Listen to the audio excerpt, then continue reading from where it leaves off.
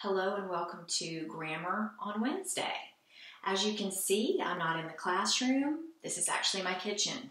So things will be a little bit different for the video today because I don't have a projector, but I'm going to use this handy whiteboard in my kitchen. So for today, the first thing we're going to do is we're going to classify some sentences in your grammar workbook. So go ahead and get that ready and please turn to page 49. This is the end of Unit 4. This is a collection of mixed patterns, 1 through 4. And I'd like for us to do numbers 1 and 3 together here on the video, and then I'm going to have you do 2 and 4 on your own. So let's begin by classifying sentence number 1. Say it with me, please, out loud, and let's go through the question and answer flow together. Look at the winning flower arrangement. Who look at the winning flower arrangement? You. Understood subject pronoun. What is being said about you? You look. Verb. At, preposition. At what? Arrangement. Object of the preposition. What kind of arrangement? Flower. Adjective. What kind of arrangement? Winning. Adjective. The article adjective A. Subject noun, verb, pattern 1, check for prepositional phrases, at the winning flower arrangement, prepositional phrase, period, command, imperative sentence, go back to the verb, divide the complete subject from the complete predicate. Is there an adverb exception? No. Okay, let's look at the prepositional phrase, at the winning flower arrangement. What question does that answer? Well, it answers, look where, at the winning flower arrangement. So if it answers an adverb question and it modifies a verb, then it's an adverbial prepositional phrase. So let's draw an arrow to the verb and label that as adverbial. And there you have it for sentence number 1. All right, let's jump on down to number 3 in your workbook. Let's classify this sentence together. Here we go. He gave his secretary a copy of the report. Who gave his secretary a copy of the report? He, subject pronoun. What is being said about he? He gave, verb. Gave what? Copy. Verify the noun. Does copy mean the same thing as he? No. Copy, direct object. Gave, verb, transitive. Gave copy to whom? Secretary. Indirect object. Whose secretary? His. Possessive pronoun adjective. A article adjective A. Of preposition. Of what? Report. Object of the preposition. The article adjective A. Subject noun. Verb transitive. IODO, pattern 3O, check for prepositional phrases. Of the report, prepositional phrase, period, statement, declarative sentence, go back to the verb, divide the complete subject from the complete predicate. Is there an adverb exception? No. Okay, let's go back to the prepositional phrase. What kind of prepositional phrase is it? Well, let's ask ourselves, what question is it answering? Of the report. Which copy? Copy of the report.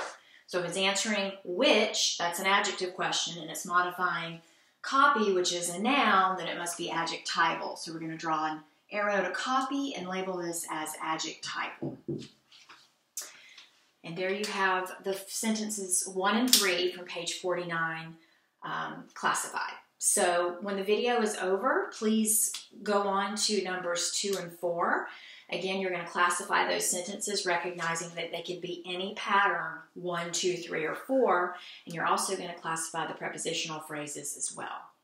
But before you do that, the second part of grammar today will be to move on in looking at quotation marks. And I'd like for you now to turn in your reference section in your grammar book to page 135. We've studied this past week, and certainly before you left, the different types of direct quotations. And my son's walking in the door. And So you've learned how to punctuate beginning quotes, end quotes, and split quotes. And today we're going to focus on the difference between a direct quote and an indirect quote. So this is part of reference 65 on page 135.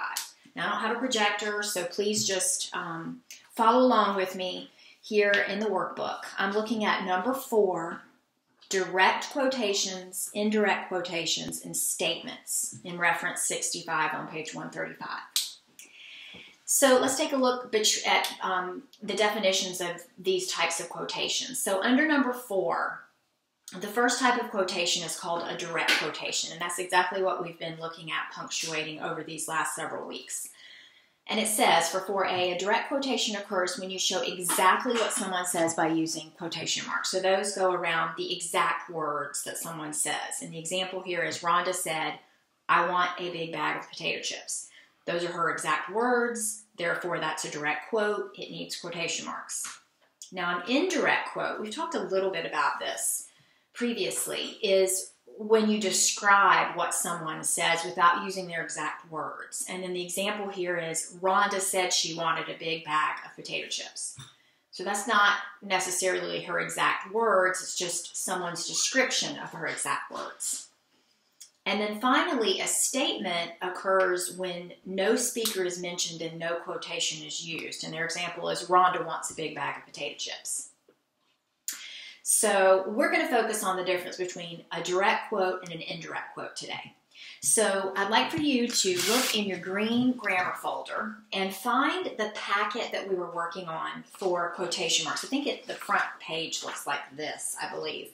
And this was that stapled set of worksheets with different exercises where you're practicing using quotation marks. And if you flip through, there's a page about 2 or 3 pages in that looks like this, a picture of the boy and girl having a conversation. It says direct and indirect quotes. So this is a worksheet where you're going to practice looking at different quotations and determine, is this a direct quote? Are these the exact words that someone said? Or is this an indirect quote? Is this just simply describing what someone says, not their exact words? So let's look at numbers 1 and 3, and let's do those together as an example before you get started on your own.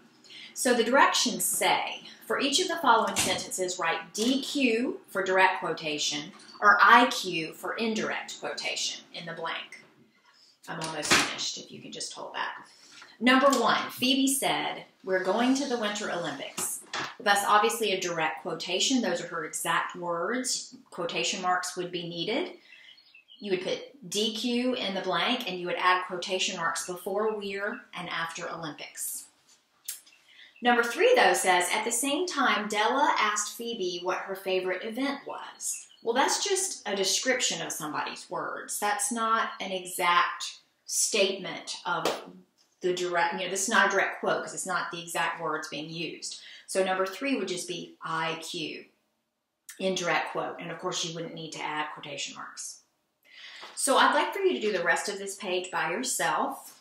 Complete the ones that we didn't do for numbers 1 through 12. And then the last part says, write 2 sentences that contain direct quotations and 2 sentences that contain indirect quotations. So you get to create some of your own there. All right. Thank you so much. Email me if you have any questions. Bye.